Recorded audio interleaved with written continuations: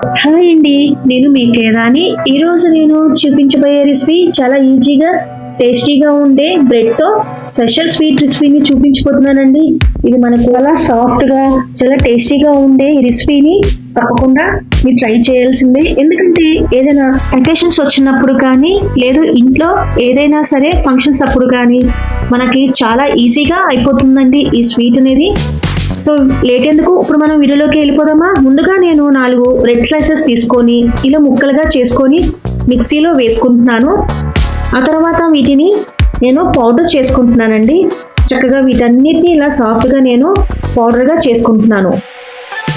So ఇప్పుడు powder ready అయిపోయింది కదా. ఆ తర్వాత ఈ పౌడర్ని నేను ఒక కళాయిలో 5 నిమిషాల వరకు రోస్ట్ చేసుకుంటున్నాను. కలర్ చేంజ్ అయిపోయింది చూసారా.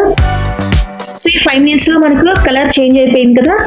ఇలా రోస్ట్ అయిపోయిన తర్వాత ఇప్పుడు నేను స్టవ్ ఆఫ్ చేసేసుకుంటున్నాను.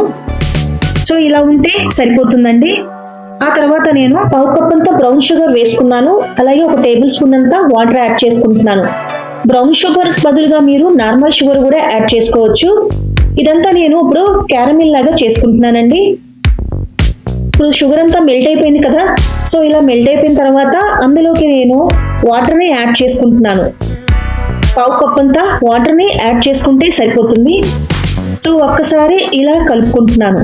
కలుపుకున్న తర్వాత నేను అందులోకి 1 కప్ అంతా పాలను యాడ్ చేసుకుంటున్నానండి. ఇలా పాలను యాడ్ చేసుకున్న తర్వాత ఒక్కసారి ఇలా కలుపుకుంటున్నాను. ఉండలు కట్టకుండా ఇలా కలుపుకుంటున్నానండి. సో పాలు అనేది యాడ్ చేయడం మూలంగా మనకి ఈ బ్రెడ్ స్వీట్ రెసిపీకి చాలా వరకు టేస్ట్ అనేది సూపర్గా ఉంటుంది. ఆ తర్వాత నేను వెనిలా ఎసెన్స్ 1 టీ స్పూన్ వేసుకుంటున్నాను. ఒకసారి కలుపుకున్న తర్వాత పక్కన పెట్టుకున్న రోస్ట్ చేసుకున్న ఈ బ్రెడ్ క్రమ్స్ని ఇలా వేసేసుకుంటున్నాను. ఇదంతా దగ్గరికి అయ్యే వరకు కలుపుకుంటున్నానండి.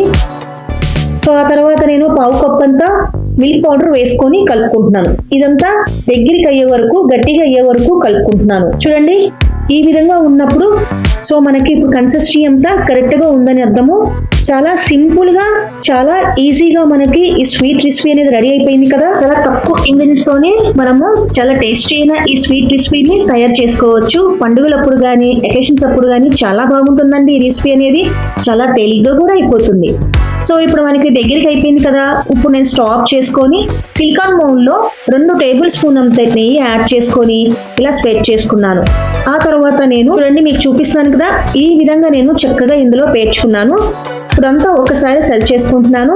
ఇదంతా ఒక్కసారి చల్లారాలండి. చల్లారిన తర్వాతే మనకి కట్ చేయడానికి చాలా ఈజీగా ఉంటుంది. సో ఇప్పుడు చల్లారిపోయిన చూసారా. చల్లారిపోయిన తర్వాత నేను ఇలా చాక్తో కట్ చేసుకుంటున్నాను. కట్ చేసుకున్న తర్వాత నేను ఒక ప్లేట్లో వేసుకున్నాను. ఇప్పుడు వీటిపైన నేను జీడిపప్పును వేసుకుంటున్నాను. జీడిపప్పు బదులుగా మీరు ఏ డ్రై ఫ్రూట్స్ నట్స్ కూడా వేసుకోవచ్చు, అది మీ చాయిస్ అండి. నేనైతే ఇలా సింపుల్ గా రెడీ చేసేసుకున్నాను. ఇప్పుడు మనకి చాలా టేస్టీ అయిన స్వీట్ రెసిపీ అనేది రెడీ అయిపోయింది కదా ఫ్రెండ్స్. చాలా సాఫ్ట్ గా చాలా టేస్టీగా ఉండే బ్రెడ్ స్వీట్ రెసిపీ రెడీ అయిపోయింది కదా. తప్పకుండా ఈ రెసిపీ అనేది మీరు ట్రై చేస్తారు కదా ఫ్రెండ్స్. ట్రై చేయడమే కాదు తప్పకుండా ఎలా వచ్చింది అనేది మీరు నాకు కామెంట్ రూపాన తెలియచేయండి ఫ్రెండ్స్. ఇంకా నా ఛానల్ ని మీరు కొత్తగా ఎవరైనా చూస్తున్నట్టయితే తప్పకుండా సబ్స్క్రైబ్ చేయండి. మీ ఆదరణ అభిమానంతో నేను ఇంతవరకు రాగలిగాను. మర్చిపోకుండా నా ఛానల్ని తప్పకుండా సబ్స్క్రైబ్ చేయండి, లైక్ చేయండి, షేర్ చేయండి.